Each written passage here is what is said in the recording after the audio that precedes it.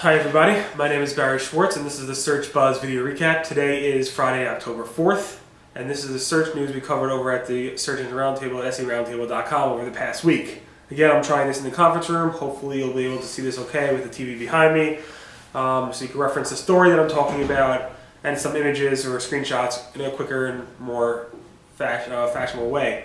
I think the lighting's not too great, so I'm going to try to get some light or something in the future. Big news was Google announced a new, completely rewritten search algorithm from the ground up called Hummingbird. They nicknamed it Hummingbird. Supposedly it was released about a month ago, and basically it does include Panda and all these other algorithms that we've been talking about over the past years and so, but they rewrote the core engine of the algorithm, and this is the first time they've done so in the past 10 or so years, according to Danny Sullivan, who interviewed Google about this. Google also said, "Oh, it was great. Nobody noticed anything because nobody noticed any changes. It was a smooth rollout, and nobody noticed any major shifts."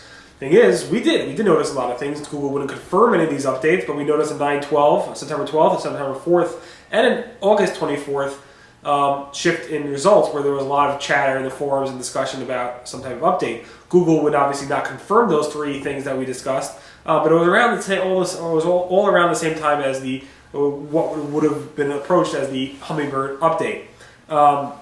Specifically, again, we don't have confirmation that that was Hummingbird. I assume Hummingbird was released over a course of period, over not just one day, slowly over a few days throughout the net infrastructure. But again, this new algorithm was launched, and I don't really have much more to tell you outside of that it was pretty much launched. Talking about Hummingbird, I wrote a blog post saying, did Google's Hummingbird algorithm hurt your site? Again, I summarized how we don't know. We really don't know if it was Hummingbird. All I did was pretty much add this animated GIF of a hummingbird in Google Colors pecking at your website. But outside of that, again, we don't know. That's the main point, is we don't know if Google's algorithm, the Hummingbird, had an impact on your site because Google will not tell us. Cool thing this week from Facebook is that Facebook announced that you can now search your status updates, or not your, but any status update of your friends or yourself, as well as their posts. So you can now do searches for things like posts about Dancing by the Stars by my friends, posts by my friends from last month, posts written by the White House, posts I comment on, and my post from last year. I tested this, I think, yesterday. I still don't have access to it, but it's nice to see that this is available. Google's cards, this is all part of, we're going to be announcing right now, or talking about right now, is all part of Google's Hummingbird announcement with other things.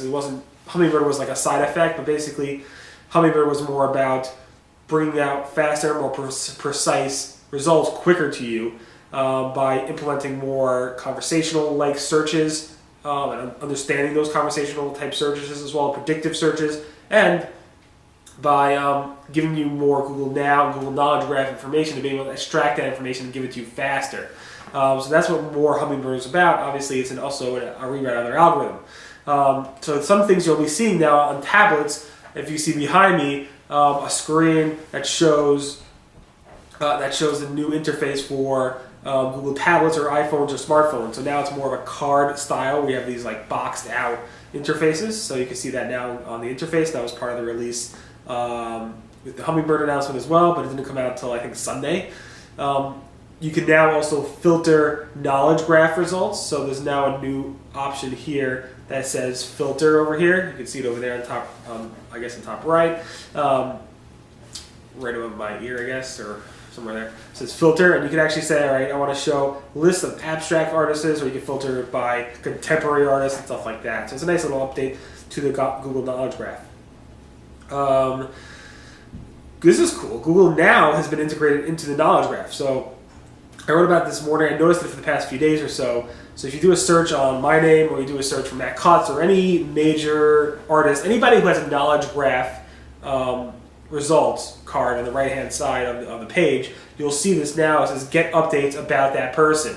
And when you click on it, it says you will now get updates about that person in your Google Now card. So you can see before and after. Here's like get updates about Matt Cutts, keep you updated, and then you click on it, it says you will now get updates about Matt Cutts in your Google Now cards, and you can hit cancel to remove that update. So it's a pretty cool feature. I'm still waiting for my Google cards to come in. I just did it this morning, and when I see it, I'll make sure to update that post.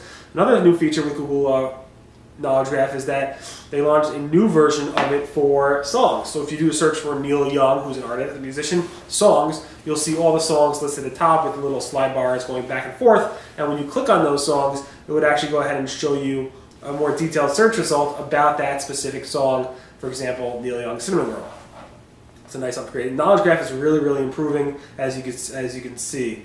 Another feature that was relaunched this couple of weeks, has nothing to do with Knowledge Graph or the Hummingbird stuff, was that Google launched authorship within image search. Now, if you click on an image, you'll see over there that it actually shows you by author name. The weird thing about this, and what confuses me about this, is that, all right, here's an image of Barack Obama. It says it's by Juliet Alperin, who writes for the Washington Post. But the truth is, the article is by Juliet, but the image is from Getty Images by Mark Wilson.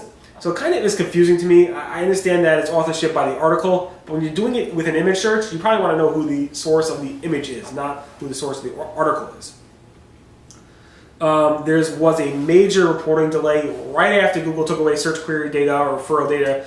100% of the referral data from Google search, or almost 100%, is not provided. And since then, it was just bad timing, I believe. There was a major reporting delay where Google hasn't updated the search query report in the Webmaster Tools back since the 23rd. I think now it's updating. They said they're working on a fix. It was just bad timing. And this is not uncommon. Google Webmaster Tools often has bugs in terms of their reporting. So it should be fixed by today, I would hope. This is a fun thing I covered. Matt Cutts over at Hacker News was responding to somebody who basically said, Google Trends is not useful anymore. They took all the usefulness out of it. And Matt Cutts responded saying, for a while, spammers are using Google data from Google Trends to find new phrases, topics to target for automated, auto-generated spam. And he showed an example. The new Google Trends UI is still useful for hot topics, but less useful for spammers. So Google made Google Trends less useful, but it's still useful, but it's less useful because spammers were abusing it. That's an interesting thing.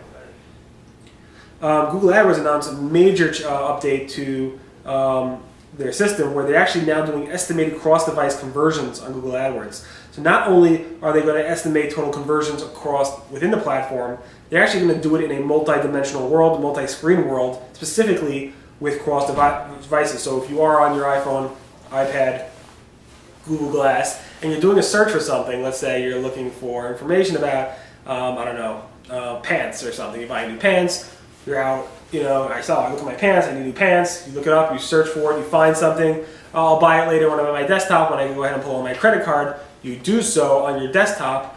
Google will now attribute that and show you where that conversion came from the mobile to the desktop to the actual conversion. It's something they're working on, and they're constantly going to improve that going forward.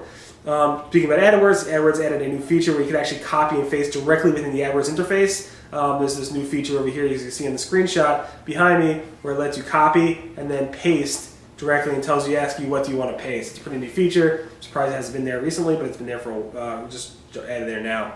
Google AdSense publishers are blaming the government shutdown, which has started, I think, 4 days ago, for an earnings drop. They're saying Google government shutdown has stopped about 800,000 workers from going to their jobs, and I guess a lot of these government workers are using websites with AdSense on it, and they're seeing that people are noticing a drop and click. Obviously, it probably could be contributed to a lot of other things, not just the government shutdown. Could be a weather thing, could be a lot of different things.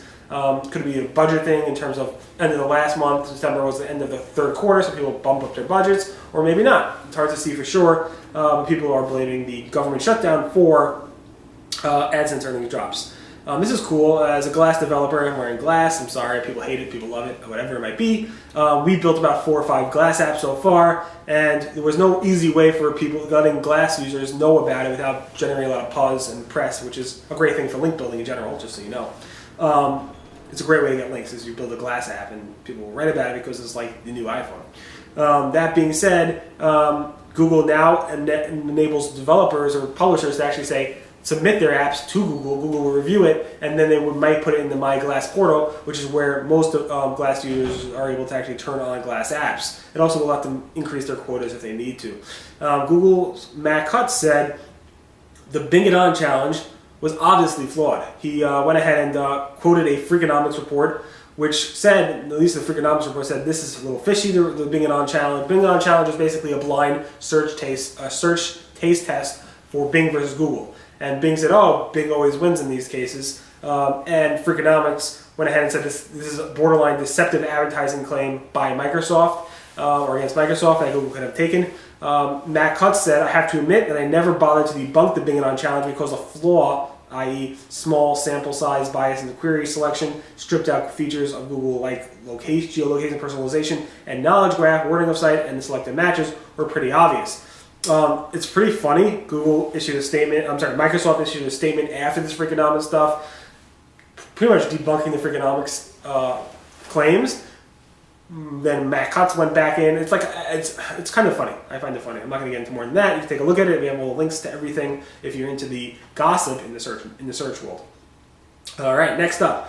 Why are your questions not being answered in the Google Webmaster or the Google official forums? Well, this week it's a Top Contributor Summit, where top contributors who are basically Google, not Google reps, but basically people like you and me who are helpful for free and help Google answer questions in the Google Help forums. They do an annual, the past, I think 3 years, they've been doing an annual, including this year, an annual summit where they bring in all these top contributors to Google to go ahead and spend like a week or so there, or a work week there, to basically show their appreciation to them, to communicate and to help improve ideas, and also to do some networking. So this week is the Top Contributor Summit, and there's some blog videos and images of that summit on our blog. So that's why if you're submitting questions to the Google Webmaster Help forums or any of these forums, you might not get a response so quickly because everybody's at Google. They should be coming back, I think, this week. Finally, it was pretty funny. So the government shut down on October 1st because of what's going on in government and politics, including that shutdown. The parks went ahead and shut down. So Google did, I guess it was just coincidence, Google had a Google Doodle for the 123rd birthday of the most recognized park in the United States, when it happened to be closed down. So it's pretty funny to see that. Anyway, everyone, that pretty much covers the Search Buzz video recap. Today, again, is October 4th. XMX was this past week, and we have a lot of great news that came out of it, which we covered at the Search Engine Roundtable, as well as on Search Engine Land. Everyone have a great weekend. Again, my name is Barry Swartz, and that's the search news covered over at seroundtable.com at the Search Engine Roundtable. Everyone, be well. Bye.